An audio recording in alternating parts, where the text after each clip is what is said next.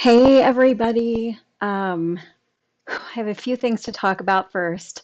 Hi, I am Romi Hill, and I am the designer behind Designs by Romi. And one of my very favorite things to do is lace. I love to have all kinds of ways to put holes in my knitting. So okay, so the first thing is I want to apologize today because I do not have any speech to text because about half an hour before I was about to go live, um, we completely lost 5G service. And usually I stream on 5G because it's a much faster connection and I can send and receive data pretty quickly. So without that, I'm not going to be able to do the speech to text. But later on, YouTube transcribes videos, so you'll be able to see closed captioning later. So I just want to apologize for that. The other thing is because I don't have much bandwidth right now, I'm like going off of our pathetic Wi-Fi.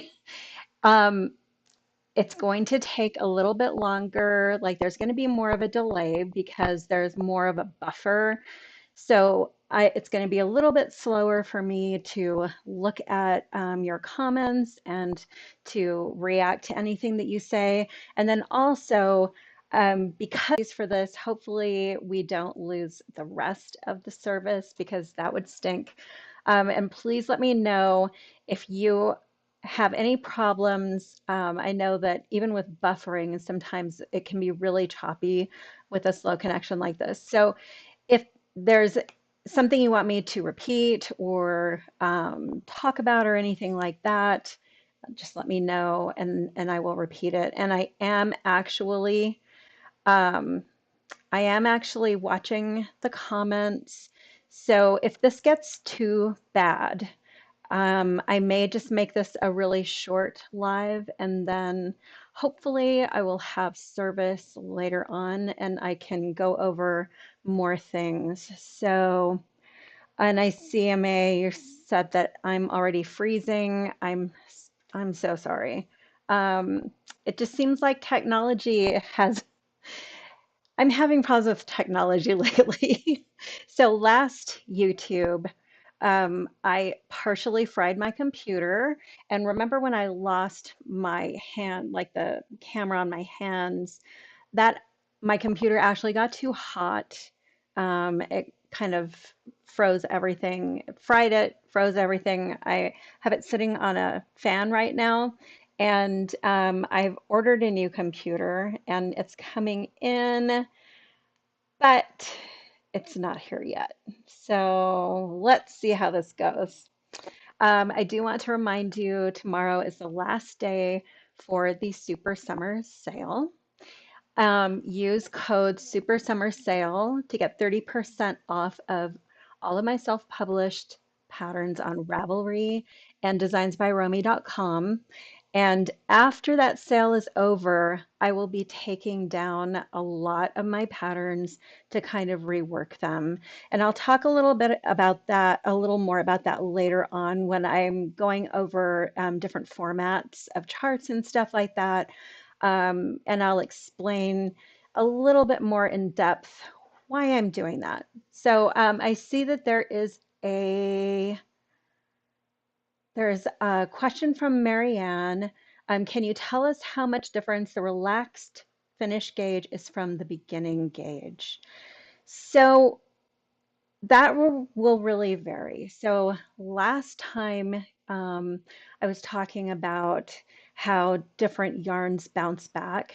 So it's going to vary with the fiber and with the type of spin for your yarn. So it's not something, there's no real formula to it. If you want to have a really good idea of where your project is going to bounce back to, after it's dried and you unpin it and you are just holding it, hit it with a little bit of steam And that steam should kind of make your swatch sort of relax a little bit more into like the gauge that it's going to keep later. So I did want to say also, when we're talking about gauge, when you see a gauge in a pattern, that gauge is the finished garment or finished shawl, finished accessory. So it can be a little bit different from what you will get on a swatch because it's measured after the full project is done. So that is maybe a little bit of why sometimes people will say gauge lies because your swatch is probably going to be a little bit different from just that small piece of swatch, and then your whole larger project. You have the weight and all the other stitches and everything, and that's going to kind of change it a little bit. So if I'm checking gauge for something that I absolutely have to have fit me, I will actually put weights on it, so on the swatch, and kind of hang it to see um, how it bounces back or doesn't bounce back, or it might hang out more. So yeah, anyway, I'm probably telling you how to build a clock when you just asked for the time, but so just hit it with a little bit of steam and that should help you determine. So I do have a couple of other questions that people asked. One was about mohair, and then another was about bead placement. So I am going to scoot over here and transition over to my hands. And I'm going to go over bead placement first.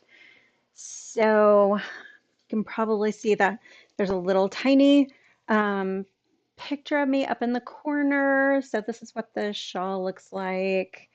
This is a rainy day, and I had a question about if you're going to add bead placement to your shawls, how would you decide where to put the beads? So I personally like to place my beads right at the tip of motifs here. So right where it comes together. I am not a huge beader usually.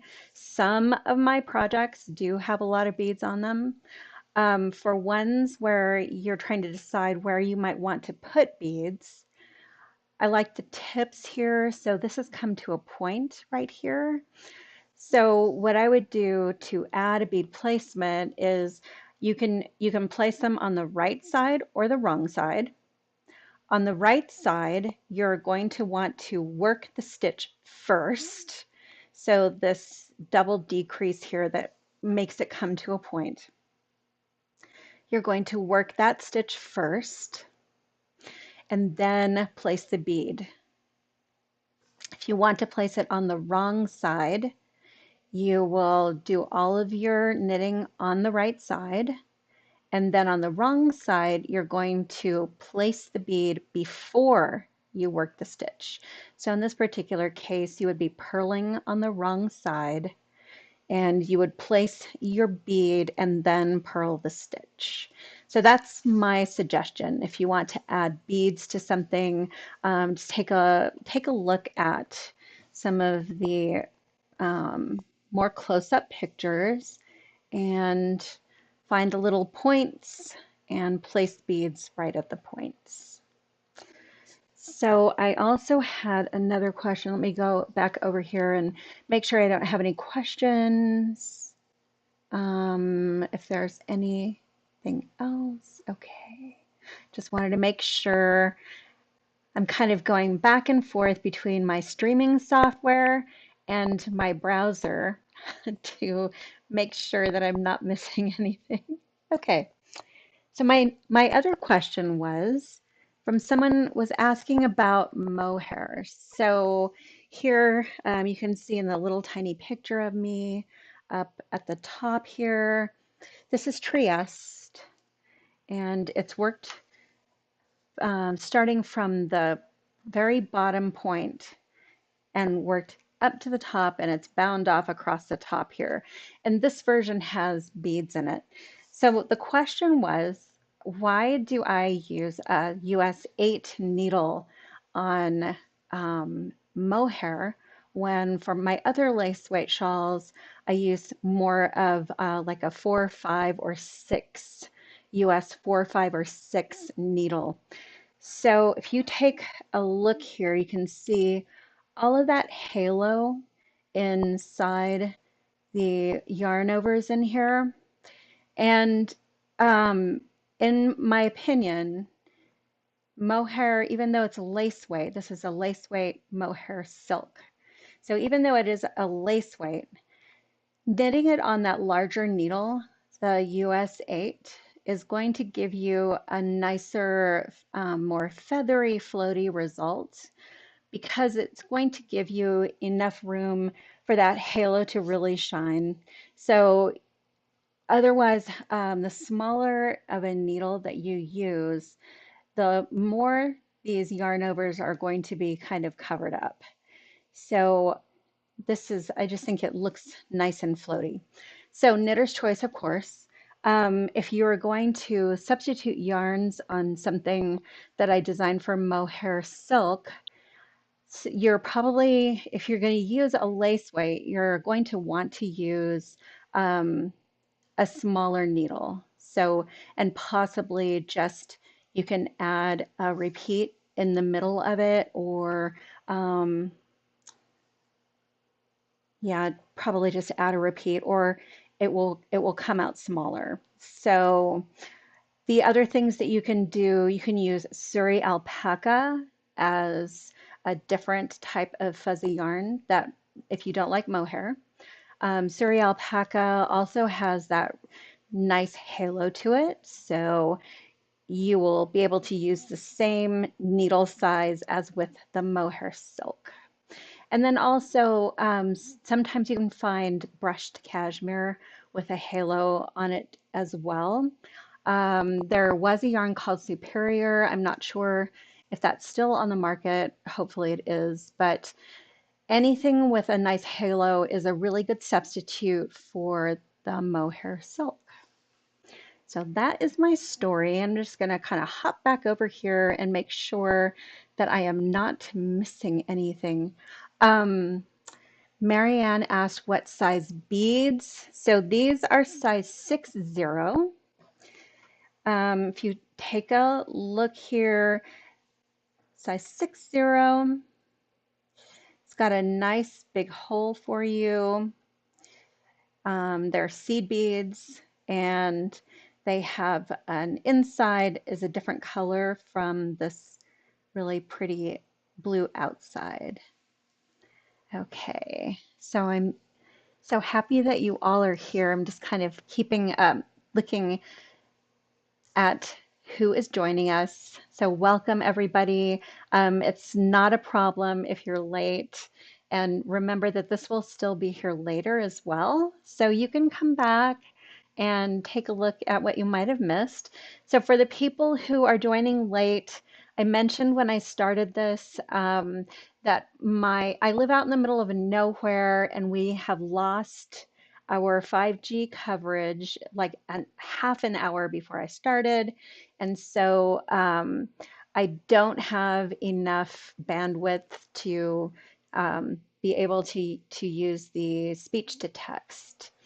So apologies for that, but YouTube actually will do closed captioning automatically later on, and I'm just depending on that. Okay, so let's go on. So those were the few questions that I had gotten, and please feel free to keep asking questions as we go along. Okay, so this may seem maybe a rudimentary to some of you, but maybe not. I just want to start at the very, very beginning because we're going to talk about directional stitches and decreases and increases and how lace is put together. So my patterns are written like Western patterns are written. And that means that I I assume in the pattern, so in the directions for the stitches, I'm going to assume that the right or leading leg of the stitch is in front of your needle and the left leg is in back of your needle. So the reason that this is important is because lace has a lot of directional stitches in it. So it's very easy when you're working along to accidentally twist a stitch when you don't actually want to twist it. So this is not like a value judgment. There are a lot of Eastern combined knitters out there. And if you are a combined knitter, after your purl row, your stitches will be mounted with a right stitch with the right leg in back and the left leg in front. So if you are a combined knitter, then you need to do a little bit of kind of fixing things in your head before you do the directional stitches. So lace, like I was saying, composed of all sorts of directional stitches. So ones that you're going to find in my patterns. So I like to do on the side a knit through the back loop. So when it says to knit through the back loop, that means you're going to go behind your needle and knit in the back. So when your stitch is mounted with the right leg in front and the left leg in back, that's going to twist the stitch. So lots of my shawls have those twisted stitches on the edge, and that is to give a nice clean edge. Okay, most of the increases that you're going to see in a piece of lace are yarn overs. So a yarn over is literally um, a hole. Basically, it's a hole in your knitting. So a yarn over, when you see the instruction for yarn over, that's all it is. You're going to put the yarn over your needle. It doesn't include anything else, just that yarn over the needle. Whatever you do afterwards is not part of the yarn over. So if you knit a stitch, that knit stitch is separate from the yarn over. So I've had a lot of confusion in my classes about that before. And often someone who has not knitted lace before may think that a yarn over means to put the yarn over your needle and then knit a stitch. That knit stitch is not included. So now when I'm taking a look at my yarn over, I have the right leg in front and the left leg in back. So always, every pattern is going to assume right leg in front, left leg in back. Okay, so that means that when you're knitting, your needle is coming up and over your yarn. And that's how you're going to get your, if you have that, if you're using your right hand to hold your yarn, same, your needle is over the top of your yarn. So you can take a look at how your stitch is mounted on your needle, that right or leading leg in front and the left leg in back. If you don't knit like this, it's totally fine, but you just need to kind of rearrange things in your head when we come to directional stitches. Okay, so here's a yarn over. When you have a yarn over in a stitch pattern, it's usually paired with a decrease. So there's your yarn over, and generally, if you want a nice stable lace pattern, the next stitch is going to be a decrease. So knit two together is a right leaning decrease. And your needle, whatever stitch your needle goes through first, is going to be the one that appears on top.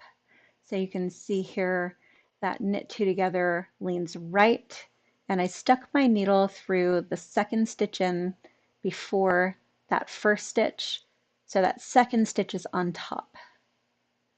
So here's another yarn over, and I'm going to do an SSK. So these are just a couple of basics, and then we'll go into a few other things. So an SSK, because your stitches are right leg in front and left leg in back, in order to get the SSK to lean to the left, the stitches need to be reoriented. At least this top stitch needs to be reoriented. So this stitch needs to be on top of the second stitch. So I'm going to reorient it by slipping it knitwise. And when I say slip knitwise, that means as if I'm going to knit that stitch, but instead of knitting it, I'm just slipping it onto my right needle instead. Now I'm going to put those back onto my left needle. And now the right leg is in back, and I'm going to put my needle through those two stitches and knit them together. So that's just a basic slip, slip, knit, and it leans to the left. Okay, I'm just going to check my chat and see how everybody's doing.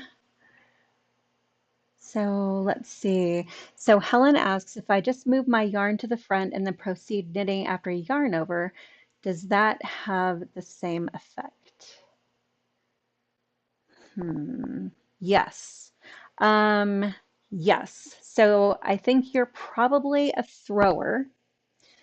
Okay, so it looks a little bit different if you hold your yarn in your right hand. So if I want to do a yarn over, I can just put my yarn in front like this. So here's my working yarn hanging down in front.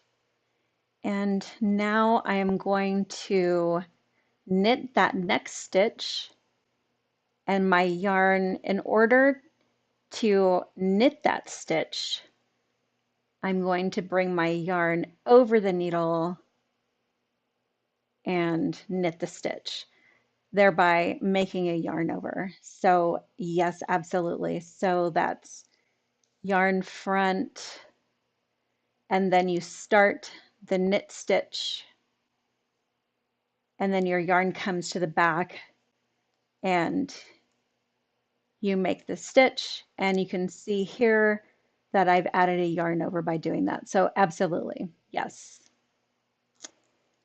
Okay, so I'm going to show you my favorite SSK because for some reason, this SSK does not look good in my knitting. So you can see here for my particular knitting style, my knit two together is tidy, but that SSK has kind of a large loop over here in front. So when I'm doing a long line of running stitches, that can look a little bit messy. So what I like to do is slip the top stitch as if to knit, and then I'm just going to put it back. So you can see that top stitch has the right leg in back and the left leg in front. And then the second stitch here, the one that's going to be hidden, is oriented just the way it was before. And so this is going to twist that stitch when I knit these two together. So I just knit them together, and you can see here that the top stitch is not twisted, but the bottom stitch is twisted. So I do know that there are several people who like to just knit two together through the back loop instead of doing an SSK, and that is a left leaning decrease. So I'm going to show you that. You're just knitting two together through the back loop. I don't use that unless I want to make the stitch look twisted. It is, of course, knitter's prerogative to do whatever you would like to do with your stitches. So I have seen like very experienced lace knitters use this as a left-leaning decrease. So it's not like it's not a shameful thing or anything like that.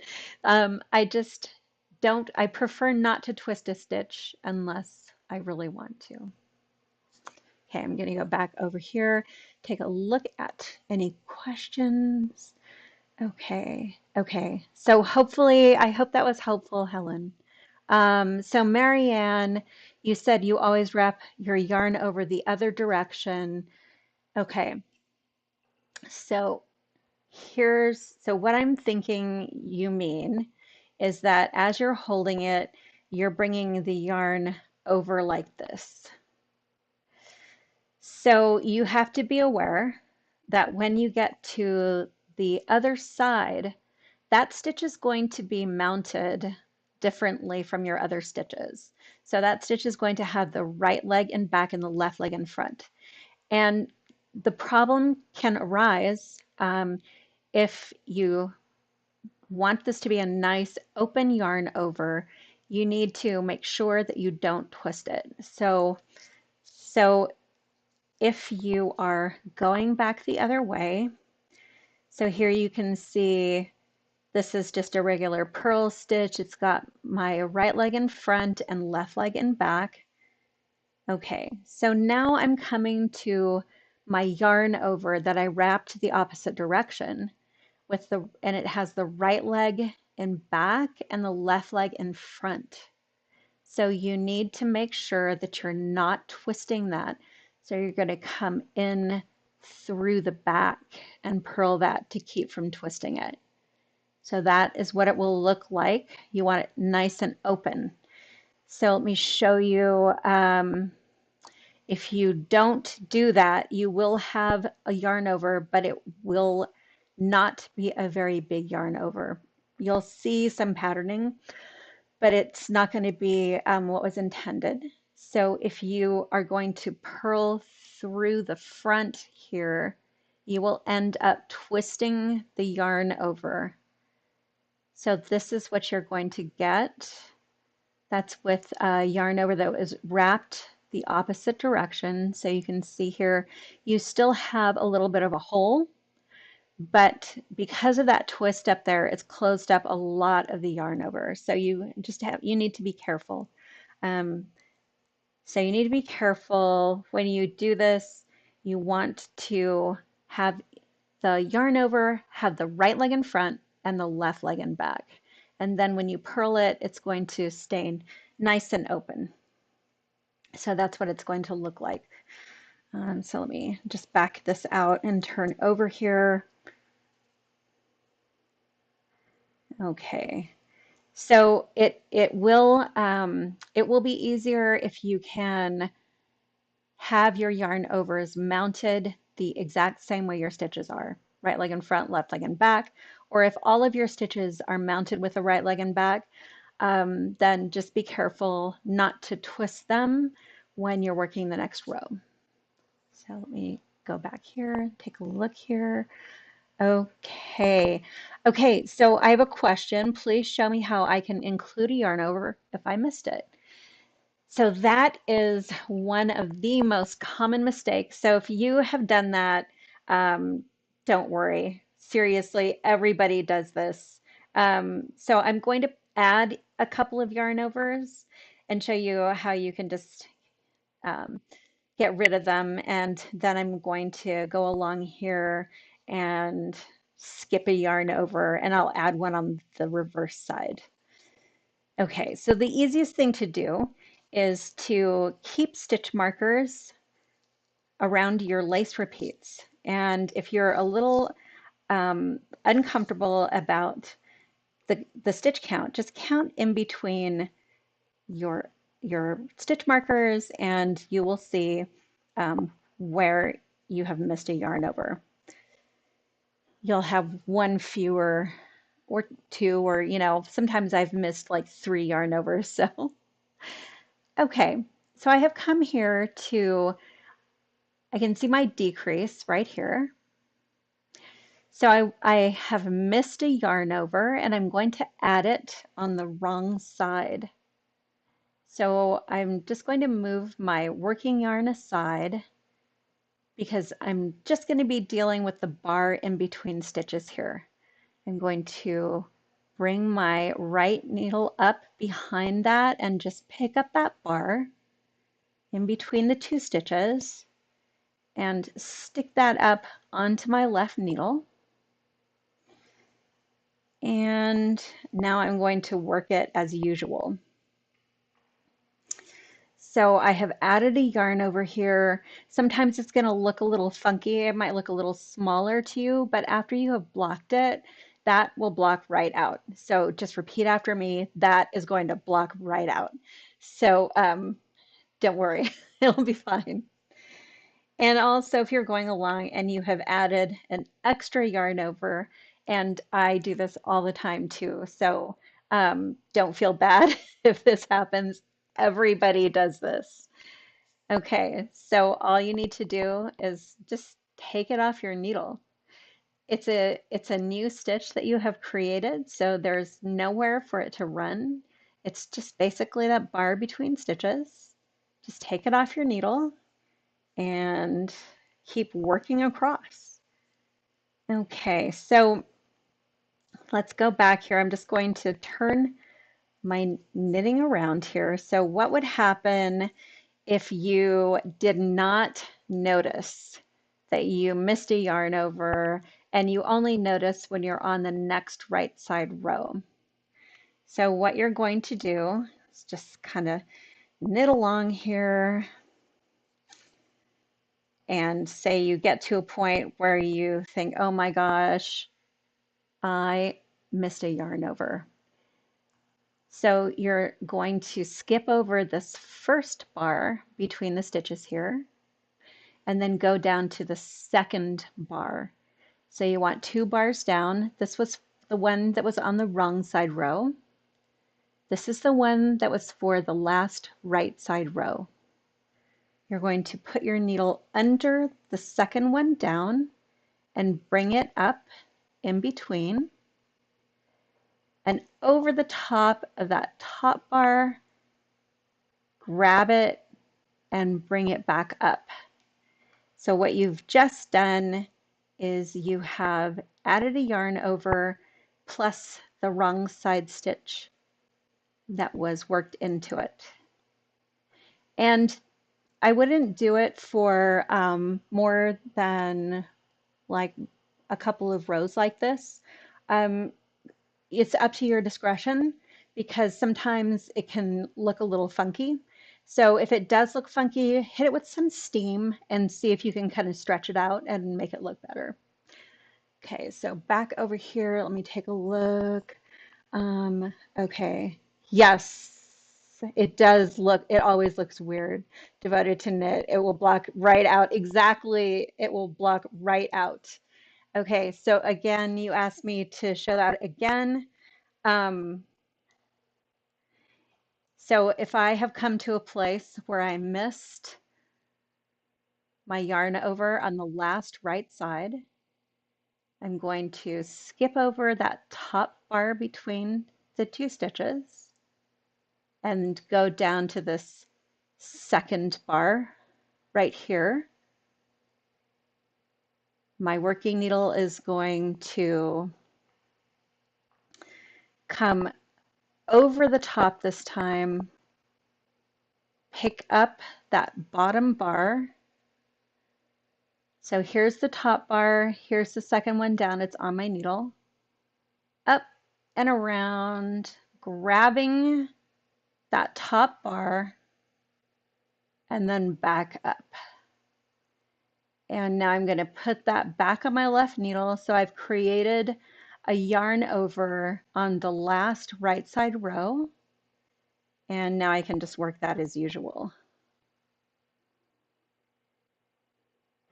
Alrighty, so let's take another look over here. So Marianne, I'm not sure what you mean by it doesn't leave a space. I'm not sure what you mean. So this is what it looks like. It's supposed to leave a space. It's a yarn over that was forgotten before. So what I was doing was just adding in some extra ones. Alrighty then. Let's go on a little bit. And I want to talk about how to read charts. So They're basically, I'm just going to show you my one of the clues from my mystery. So if you did my mystery, you will have seen this before. This is my clue 3, and I have all sorts of different charts in this clue. So when I first started out, I just used the conventional charting, which is basically shows you the front of the texture of your piece of work. So in other words, if you look at it, it's just going to show you like the front texture. So here's a chart that shows, you can see in this area here, these are stockinette stitches. It looks like stockinette. And that was okay. And then I started knitting lace on patterning on both sides. So my brain broke a little bit, and I found a different type of charting method in a German book, and it showed the symbols at exactly how they would be knit. So that is this type of chart here. So you can see on the wrong side rows here, these pearls are meant to be pearls. So those symbols are worked exactly how they're presented. So some of my patterns have only, some of my earlier patterns have just that, what I call what you see is what you get. So what you're looking at the chart, that's what the front of your work is going to look like with the texture. And the later ones have the what you see is what you knit. That's what I call that. So this is one of the reasons that I am taking a bunch of my patterns down, because I want to make sure that every single one of my patterns has both of these types of charts in it, or in the absence of both of those, is only showing the right side row. So there's only patterning on the right side rows here. The wrong side row doesn't have any patterning on it. So this is showing only the right side rows. So I'm going to go more into this, but I just wanted to lay that out there for a moment first. So this is why I'm going back. I was talking a little bit before about how I'm going to be taking a lot of my patterns down. I want to make sure that I am not really confusing people. So my what you see is what you knit was meant to be extremely helpful, but I know that there are people out there who are much more used to the other charting convention. So I want to make sure that that you have both of them. And it's important to me that I not confuse anybody. So let's talk about how to tell the difference. So this one I was talking about has only the right side rows. Generally, you will see a note when you're looking at any charting or a pattern. You'll see a note that tells you how to work the wrong side rows, some type of note. Sometimes it's like this. There's a little tiny chart here where you can see that the only patterning, the only thing different from purling on that whole thing is going to be the two side stitches on either side here. So this is used for all the wrong side rows on that chart, this chart that shows only right side rows. Okay, so I often just use a post-it note as a chart keeper. So I'm just going to show you with my post-it note how I would go about reading this chart. When you're reading a lace chart, I think it's very helpful to cover up the top part of your chart. So this first row is the first row I'm going to be working, and it's going to start at the number. So you can see here all the numbers are on the right side because this chart shows only right sides, right side rows.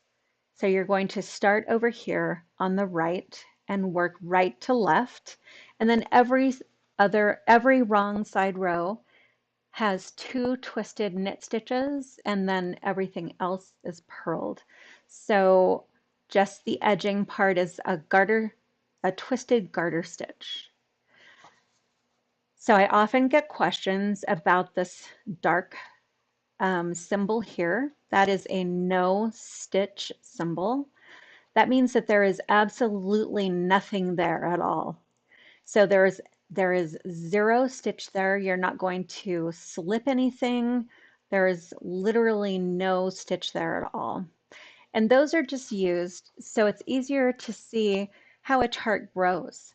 So sometimes you're going to see this type of shaping here where there's no stitch in this area.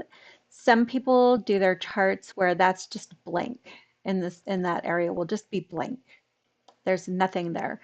That's to show shaping so that the chart can stack up properly and you can see how the patterning stacks as you're moving up the chart. So as you work your rows, when you come to a repeat like this right here, that is going to be your repeat. I like to mark those with stitch markers so I can tell where I am. I think it makes it much easier to be able to count inside the repeat to make sure that I haven't messed anything up. Much easier to keep track of. So I always use stitch markers around the repeat area. So in this case, I would be using 14 markers because this area right here is worked 13 times. So that means you're going to go from right to left across here. And when you come to the end of that repeat, you're going to go to the other side of the repeat and work it again. And you're going to do that a full 13 times for this pattern. And then you will continue on across, going over here. And the same when you come to this repeat right here. So as you're going along, if you move your chart keeper, like your post-it, my little neon chart keeper here, I just move it straight up so I can see how the patterning is growing as I'm going up. So I can take a look here and kind of check that against my knitting and make sure that it looks like my knitting. And I was showing you before the directional stitches. So the stitch symbols represent the directional stitches. So right here is an SSK, leans to the left. Over on this side is a knit two together, leaning to the right. So these should always represent what direction your stitch will look like when you have worked your piece. Okay, I'm just going to go back here and check comments and see if I have questions. Let's see. So Marianne asked, can lifelines be put through elaborate lace? Yes, absolutely. And then Helen, I can't knit lace without stitch markers. Yes. Oh, I totally agree. Completely and totally agree. Okay, just a note about stitch markers. When you're going along and you're knitting in pattern, I don't have a chart that looks like this, but when you come up with a double decrease like this SK2P next to a repeat line, you're going to be borrowing stitches. So your stitch markers will move. So just be aware that the stitch markers, when you use your stitch markers to mark pattern repeats, when you put them in, it's going to represent what the row of lace looks like after you've completed the entire row. So you may have to move these when you come to an SK2P. So let's take a look up here. You can see this is the SK2P. I try to keep these away from the sides here so that you don't have to move your markers too much. But often there's no way to get around it. So just be aware that if it looks like it's supposed to come to a point and you're a little bit confused about where the marker should go, just kind of set it down, take a look at your knitting, and just make sure that whatever you're doing, your motif is actually coming to a point. Don't get too involved in counting these stitches to make sure.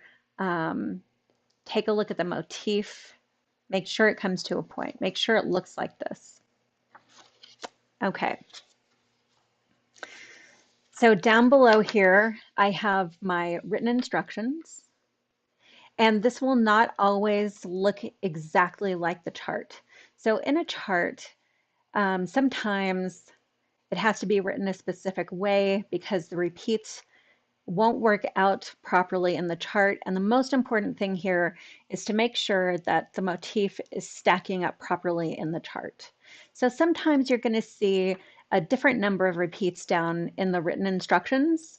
And that does not mean it's wrong. It just means that in the written instructions, sometimes you can condense things a little bit and simplify them.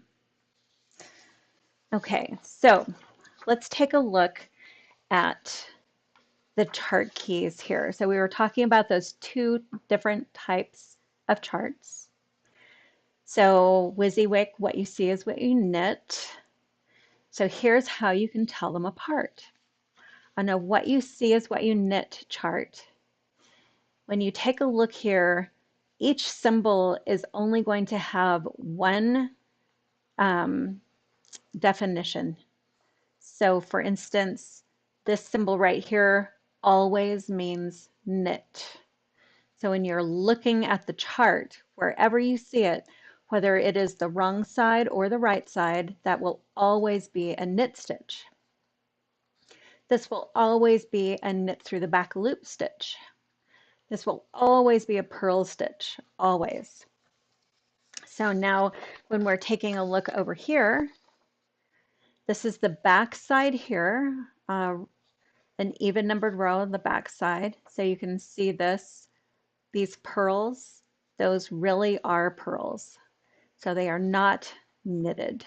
So when you look at the chart key, that's how you can tell which type of chart it is. Okay, so for this chart right here,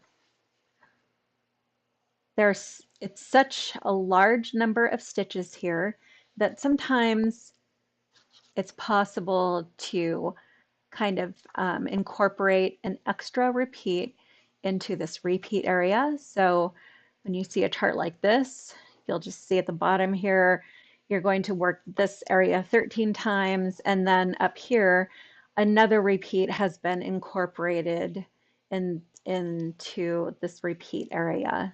So just keep looking here. It will be obvious as you're working it what's happening. So now this is what you see is what you knit. And if you are going to be working this for the even numbered rows, you would be working right to left. When you work, that's an odd numbered row. I hope I said that's an odd numbered row. For even numbered rows, you're going to be starting on the left and working left to right. So start at the number for each one. So right to left, left to right, and the chart goes from the bottom to the top. It's growing just like your knitting is growing up to the top. So that is what you see is what you knit. And I'm just going to scoot over here to make sure. Marianne asked what the pink is for.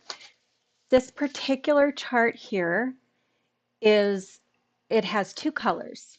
So color one, the white and that light yellow here, this marks off groups of 5 stitches. And then the pink color is color 2. And these stitches here are slipped. So this is what your knitting is going to look like. You're going to have these slipped columns here, and they're going to go up to this next row of pink. So on my actual shawl, it's a little bit of a honeycomb pattern in here, represented on the chart. Okay, so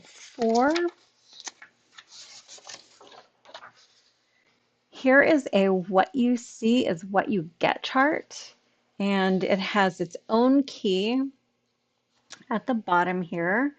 And you can see that for that knit symbol, it shows a right side and a wrong side. So for the right side, this symbol means it's a knit stitch. For the wrong side, this means you're going to purl. So if you're looking at this, you can see these two rows will look like reverse stockinette on the right side. And here, this is going to be a garter ridge across here, just a ridge of purl bumps across here. And then the rest of this is all stockinette. So that is how you can tell. You can see down here all of these different stitches. They have both a right side and a wrong side definition. Okay, so let's talk a little bit about different shawl shapes. I have a bunch of little tiny shawls here. So let's take a look at triangles. So many different interesting kinds of triangles. In this shape here, the cast on is right up where my thumb is, and then the bind off is along this long side here. There's no shaping other than increasing, and the increase happens along the top across here. So when you're knitting it, it's going to look like this. You're going to start at that point here and then work straight up and then bind off across the top. And this is very well suited in particular for garter stitch because garter stitch is square, so you get a pretty accurate triangle. So this is another type of that same shape here. This one incorporates decreases as well to give sort of a rounded area across the top here. So there are two increases across the top and then one decrease along this side here, and that's going to give it a little bit of a different shape to it. It's a little bit more of a boomerang. So this one here is started with a garter tab. It's just your regular triangle, very common. You have the spine in the middle here, and you work down from the garter tab, and I'm going to show you how to cast on with a garter tab. This one starts up at the top here, and there is an extra increase across the top here on each of the rows. It makes it a little bit of a different shape. So it's more of a V shape.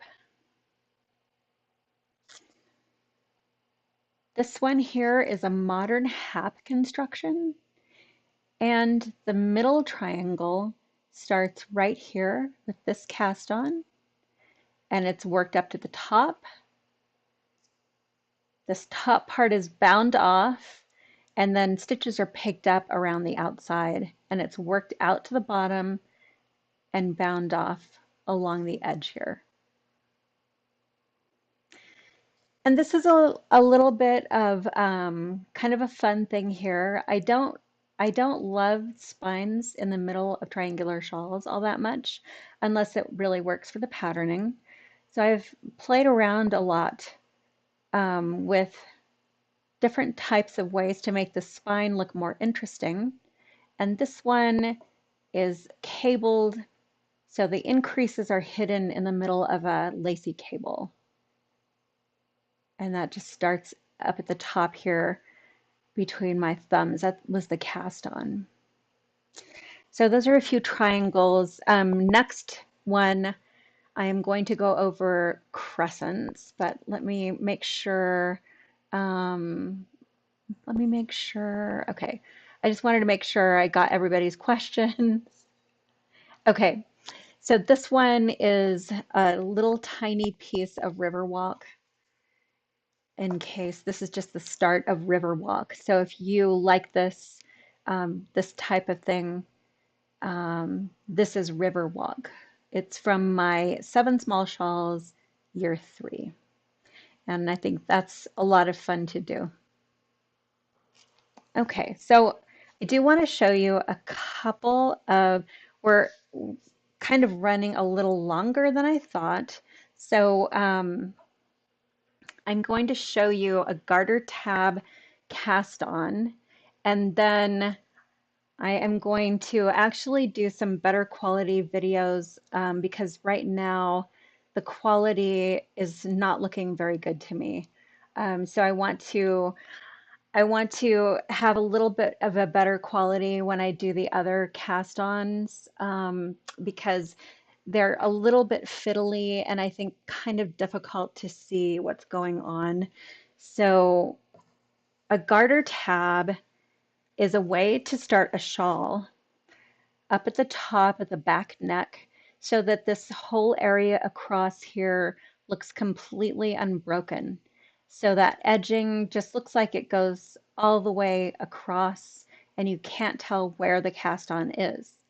So what you're looking for is for it to be just completely flat across the top and to blend into this area here and look like it's just the same all the way across. So you see these yarn overs that are going across and everything just fits in and you can't really tell how it was started. So I have a yarn tail that's kind of getting in the way there. So it needs to be flat. That's important. Flatness is important. Okay, so let's take some needles here. Just gonna pick up some needles. Okay. So I also have, because we're a little light on the cast-ons today, I do have some cast-ons that I've done in little teeny tiny tutorials. And those are in, it's a playlist, and I will add to those. It's much easier for me to upload a better quality video later on when I actually have some service and it will look better. So, and I may actually add an interim live and just go over some cast-ons when I get my service back. Okay, so this is a garter tab with 3 stitches. So I like to start these with backwards loop cast on. And I start with just a slip knot, and this is what I call my sacrificial slip knot here, because it's going to come off the needle. I'm not going to use that. So backwards loop is literally just loops, and I want my right leg in front and my left leg in back. So I'm going to cast on 3 stitches. I'm not counting this first one here. I'm just going to pop that off of my needle and not use that. So I'm just going to cast on 3 stitches. Okay, so now that I've done that, I am going to take this pin and just put it through my 3 stitches here. This is going to help me later on get those stitches up onto my needle because I'm going to work those in the other direction. Okay. So now I'm going to work some rows. So I like my edging to be knit through the back loop. So I'm going to work through the back loop. So there's my first row, and now I'm going to take this off of my needle. So that can just stay like that. I'm not going to use it. So I have 1 garter ridge there. So I want to end up with 3 garter ridges. And I'm going to do 5 rows. So that was 1. And here is 2. So I'm just going to scoot through this pretty quick. If you know how to knit backwards, this is a great time to do that. So there's my 3rd. So I can kind of keep track here. What I want is 3 garter ridges. Here's another row. And let's take a look here. I think that was 5. But let me just make sure. Okay, so 1, 2.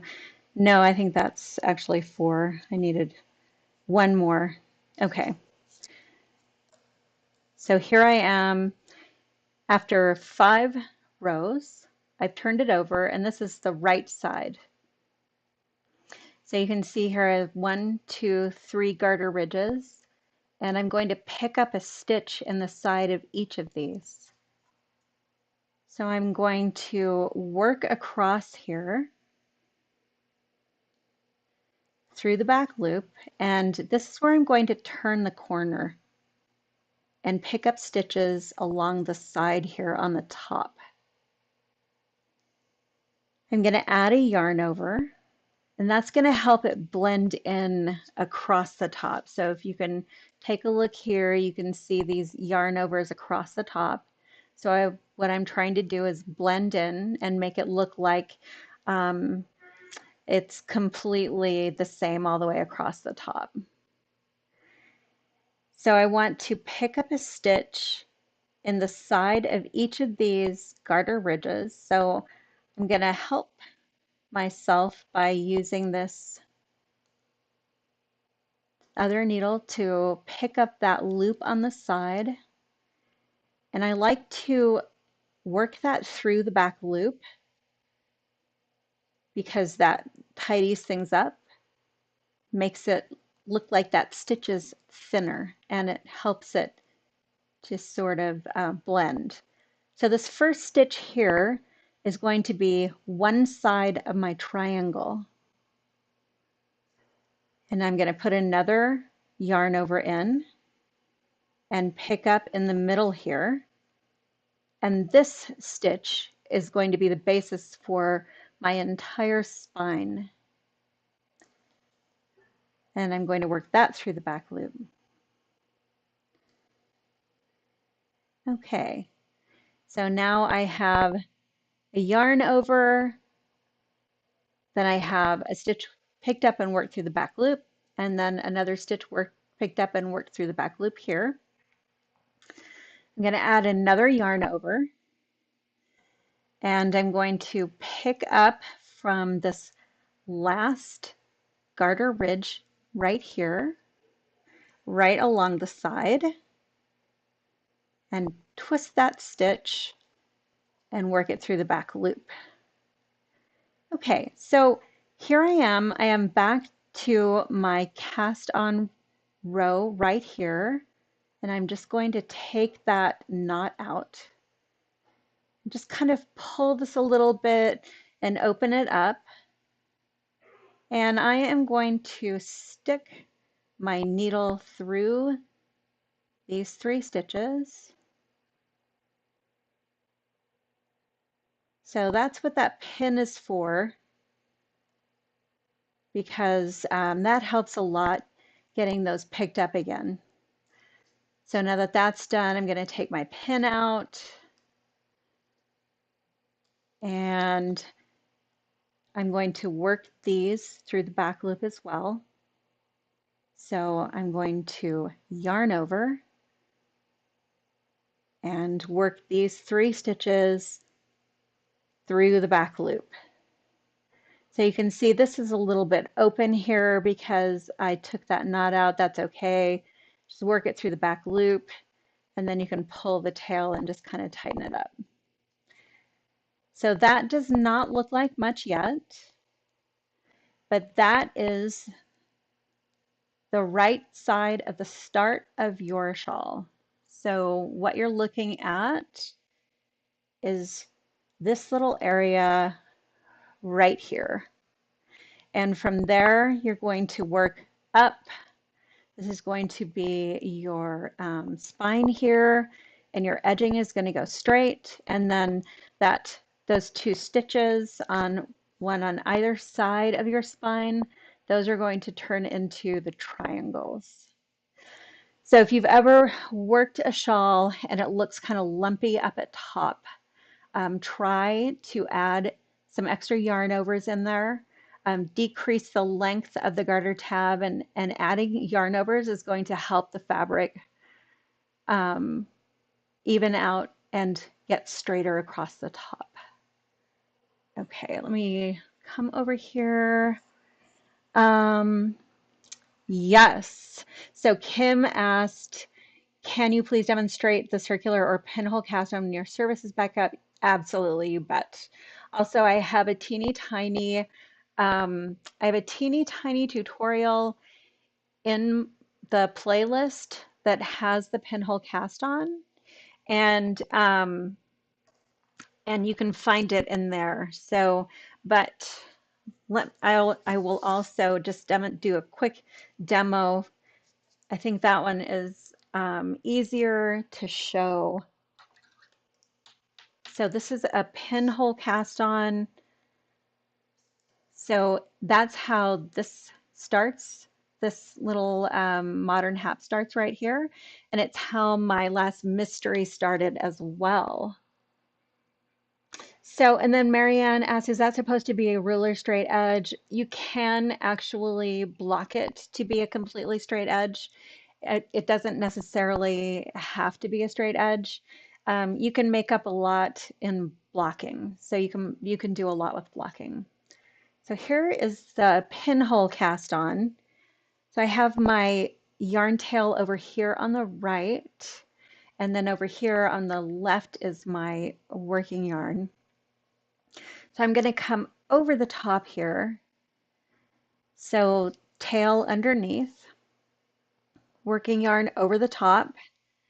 So for me, this works best if I hold the tail in my right, if I pinch it between two fingers on my right hand, and then I have my working yarn over here pinched, but with my left hand, and I'm holding my loop open here. I'm going to dip in to the middle, the center, and work a knit stitch, yarn over, dip back in, work another knit stitch. So sometimes I will cast on 3 and sometimes 5. So I'll show you 5, and that is what it looks like before this loop has been adjusted. Generally, it's a good idea to mark this loop with some type of pin so that you can tell where it is, basically. So that is your pinhole, and you can use your tail here to pull and tighten it up. So sometimes it's going to be, it's going to be tight, sometimes not. It's usually easier not to tighten it up at first and just to leave it nice and open like that and tighten it up later on when you know what the rest of your knitting is going to look like.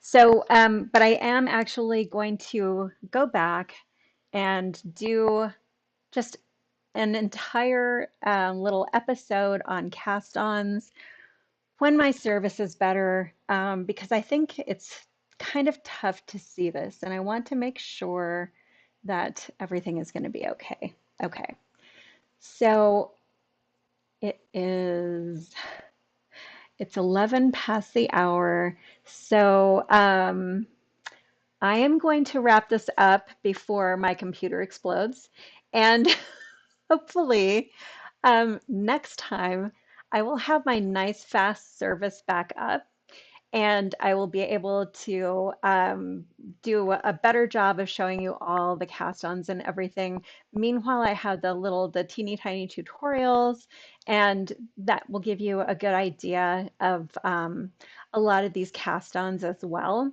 So stand by. I will probably, if I'm able, I will do another live in the next couple of days. I'm not sure when the service is going to get up. We've been having a lot of construction on the road because a bunch of it, like half the road washed off this past winter. So we have cable running down the side of the road. And so the construction crews have cut it about 3 or 4 times this summer during road work. So hopefully it will be up immediately. So stay tuned. If you subscribe to my newsletter, I will keep you all up to date if there's an extra live. And if you can't make it, don't worry about it because it will stay exactly where it was. And you'll be able to come back and see it. So if you have any questions or anything like that, I will like just email them to me and I will go over those as well. And then just don't be a stranger. And it's so nice to see you all here. I really appreciate your being with me. And I'm just checking to make sure there are no more questions. Okay. Okay. So we're good for now. Hopefully my 5G will be up and running soon. And I'll be able to go live and you'll be able to see everything perfectly. But if not, I'll figure out another way. Don't worry about it. Everything, I'll make it happen. So thanks again. Don't be a stranger. We're knitting together on Ravelry and on Facebook. I have lots of teeny tiny tutorials on YouTube. And then I also have on Instagram. I'm Romi Designs on Instagram. If you follow me there, you'll see a lot of little quick tutorial reels. So if you have any issues like that, just come on over, let me know what you'd like to see, and we'll get it there. So thanks so much for joining me, and have a fantastic day, rest of your day or evening. Have a great weekend, and I'll see you next week or sooner. Bye bye.